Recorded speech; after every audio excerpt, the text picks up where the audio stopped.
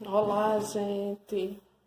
Como vocês estão? Estão bem? Que coisa boa. Muito bem. Animados para mais uma aulinha? Graças a Deus. Olha só, será na disciplina de ciências, na página 75, sobre o Sol. Combinado? Então, prestem atenção, tem muita leitura. O solo é a superfície sólida da crosta terrestre onde pisamos, plantamos e construímos.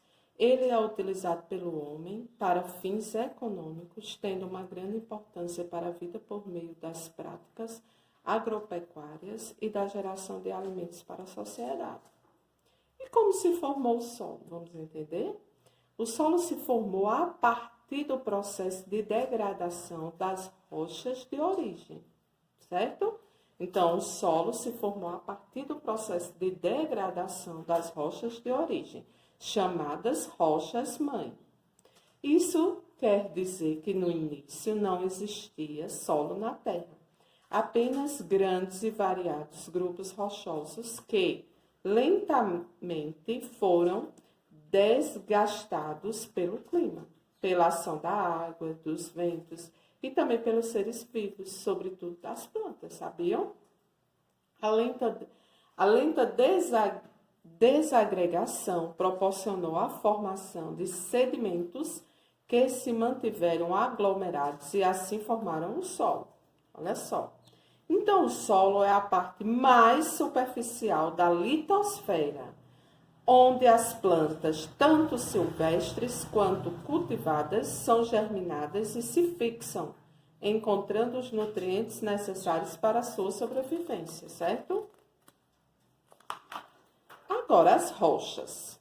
As rochas magmáticas, também chamadas de rochas ígneas, são formadas pelo magma solidificado abaixo da crosta terrestre ou pela lava expelida pelos vulcões. Já as rochas sedimentares, são essas aqui, são formadas por meio da sedimentação de partículas de outras rochas existentes e de materiais orgânicos.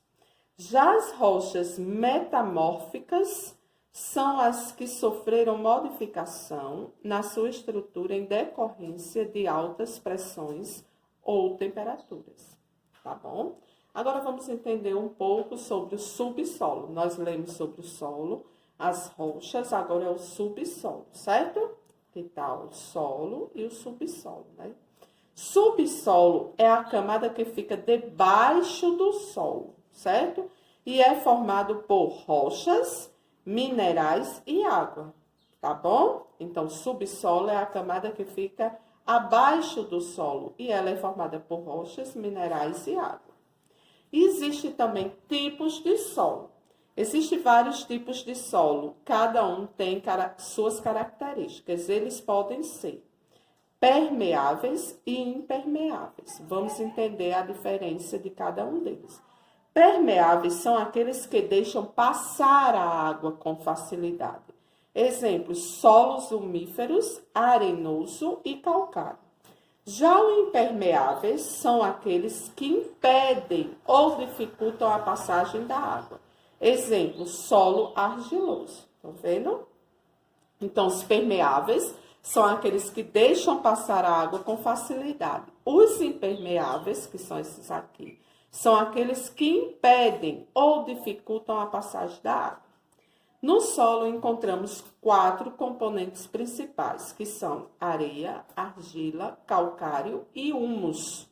A quantidade de cada um desses componentes caracteriza o solo, assim podemos classificá-lo em, primeiro, solo umífero, olha só.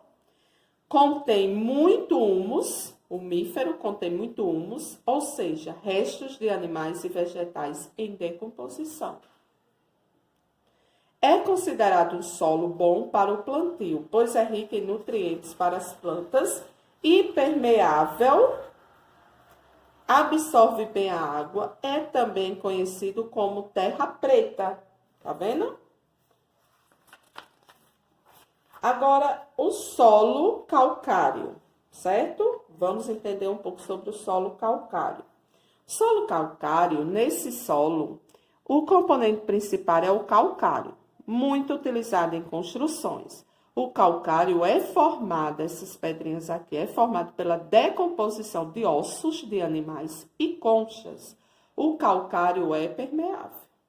O solo argiloso, esse tipo de solo forma terrenos úmidos por reter muita água. Quando fica seco, pode rachar, tá vendo as rachadurezinhas? E quando chove muito, fica encharcado. Já o solo arenoso, ele é permeável, ou seja, não acumula muita água e por isso forma terrenos secos, contém maior quantidade de grãos de areia. Na praia há uma grande quantidade de areia. A maior parte dos solos é composta da mistura desses tipos. É do solo que retiramos grande parte dos nossos alimentos, por isso devemos cuidar bem dele. Os cuidados com o solo são muito importantes para a vida animal e vegetal. No solo argiloso, a água fica retida, pois os espaços entre os grãos são menores, o que o torna impermeável, saturado, formando o barro. Ele necessita ser drenado, ou seja, o excesso de água precisa ser retirado. Isso pode ser feito por meio de valas ou colocando-se tubos para a água escoar. Observe nas imagens a seguir as diferenças entre os tipos de solo, certo? Cuidados com o solo. Plantio. Todo solo, após a colheita, deve ser revitalizado para que o novo plantio possa crescer de forma saudável. Essa é a razão pela qual podemos verificar no campo os tratores, os arados, removendo a terra e adubando de acordo com a plantação. Durante a plantação, alguns agricultores utilizam agrotóxicos, que são substâncias químicas colocadas nas plantações para evitar pragas, tá bom? Então, os agrotóxicos, eles são substâncias químicas colocadas nas plantações para evitar as pragas. Essas substâncias podem ser prejudiciais ao solo e ao próprio ser humano, quando usadas de forma irregular, tá bom? Agora, a erosão. Vamos entender um pouco sobre a erosão. A erosão é o nome dado ao desgaste que ocorre com o solo causado pela ação do vento, da água ou em consequência da ação do homem. Quando o homem desmata uma determinada área, retira sua proteção. Com isso, o solo fica desprotegido e pode sofrer com a ação das chuvas e dos ventos. Outro fator que contribui para acelerar a erosão são as queimadas, que provocam a perda dos nutrientes no solo, além de destruir os seres vivos que ajudam a manter o solo fértil.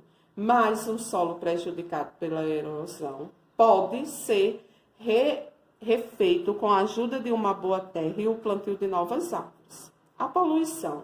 A transformação ou decomposição do lixo é uma das grandes formas de contaminação do solo. O chorume. Vamos entender o que é chorume.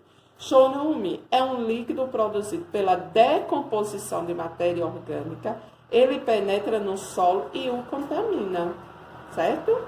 Extração de minerais. O subsolo é pobre em nutrientes para o cultivo de plantas, porém é rico para a exploração de minerais. Então, ele é pobre em nutrientes para o cultivo das plantas, mas é rico para a exploração de minerais, como o ferro, o cálcio, o alumínio, as pedras preciosas e as semipreciosas. Minerais que, quando encontrados, favorecem a confecção e a criação de produtos, certo? Máquinas e equipamentos, assim como os minérios líquidos, como o petróleo e a água mineral.